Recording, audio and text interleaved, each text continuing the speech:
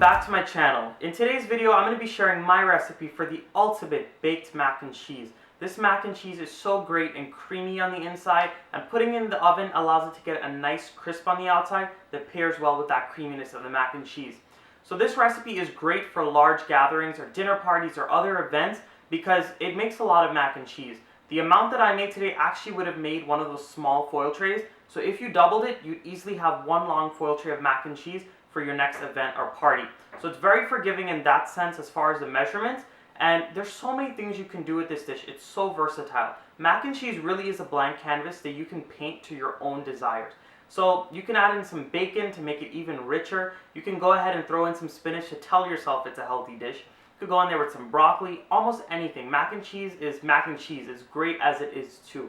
So I'm going to be sharing my recipe today. I really hope you guys enjoy, and if you guys want to see how I put this dish together, go ahead and keep watching.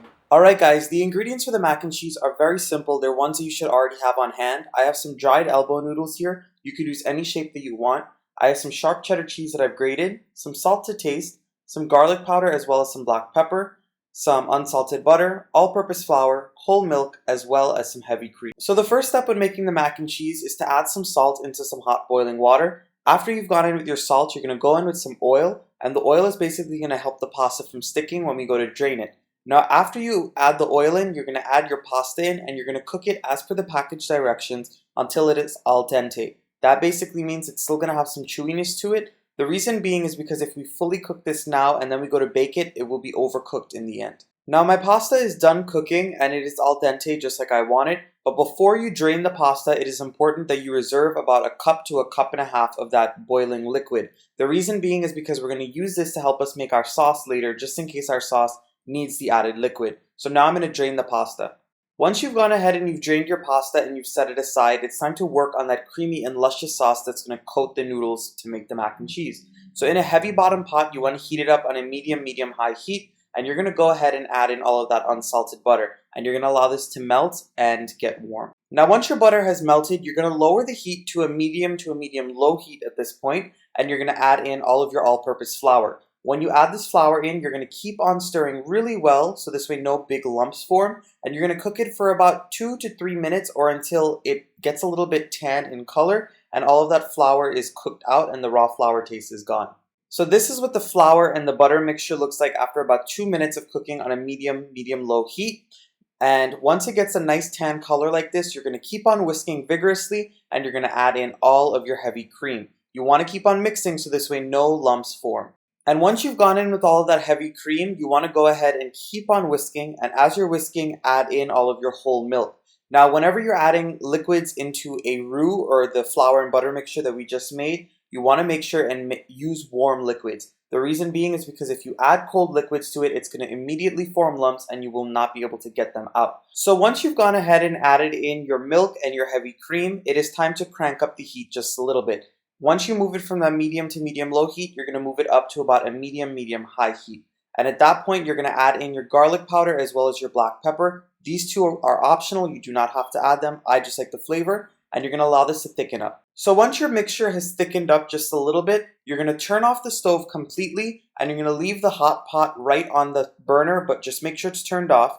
And you're going to go in with all of your shredded cheese. Now the reason you want to turn off the heat is because if this mixture starts to boil, the cheese will start to separate and it'll become very grainy in texture. And that's not what we want. We want a nice creamy, thick cheese sauce. So remember, I turned off the stove, I added in my cheese, and I stirred it around until it was nice and thick as you see here. Now when I added in the cheese, I didn't get it on camera, but my mixture was a little too thick for my liking, so I added in a few tablespoons of that hot liquid that I took out from the pasta after it was boiling. And once you do that, you mix it around and you're happy with the texture, you're going to add in your pasta. Now you just want to keep mixing the pasta into the sauce. Make sure every piece of pasta is coated in that thick, luscious sauce. And if you find at any point that your sauce is becoming too thick or the noodles aren't soaking it up properly, feel free to keep adding in some water as I am doing here. This water has the starch from the pasta in it when it was boiling, so it will keep the sauce thick without diluting it too much. I would say in total, when I mixed the pasta water into the mac and cheese mixture, just to loosen it up a little bit, I might have used about a third to a half of a cup in this entire dish. It's going to depend on everybody and their own preferences because some people like a really, really thick mac and cheese and some people want the sauce a little more creamy. So at this point, we're going to put it into a pan and we are just going to spread it out.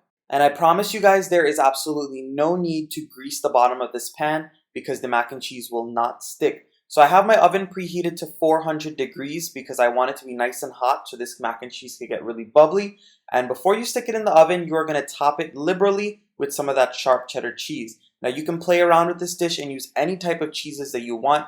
I just prefer the taste and the texture of the sharp cheddar cheese on my mac and cheese. If you wanted to as well, you could even use breadcrumbs on the top of it. So I finished coating the top of my mac and cheese with all of that sharp cheddar cheese. At this point, you can use as much or as little sharp cheddar cheese as you'd like. This is the amount I like on top just to get a nice crispy exterior.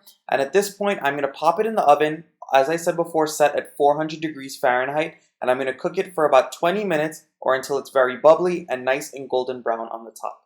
Alright guys, so this is my beautiful and creamy and luscious mac and cheese. I just pulled it out of the oven and I allowed it to cool for about 5 minutes. You want to allow that to happen because that sauce is going to be very loose around the pasta, and to allow it to cool will allow it to adhere to the pasta noodles a little better. So once you let it cool for just a couple of minutes, it is time to serve. And as you guys can see, it is perfect and creamy and it looks so delicious. I promise you all, this is something you are going to want to try for this Thanksgiving season. It is the perfect side dish to go with your turkey and your ham and all of the other accompaniments for Thanksgiving season. So I hope you enjoyed this video. Go ahead and give it a nice big thumbs up. Subscribe to my channel if you're not subscribed yet and leave your beautiful comments down below. I'll see you guys again next time. Bye everyone.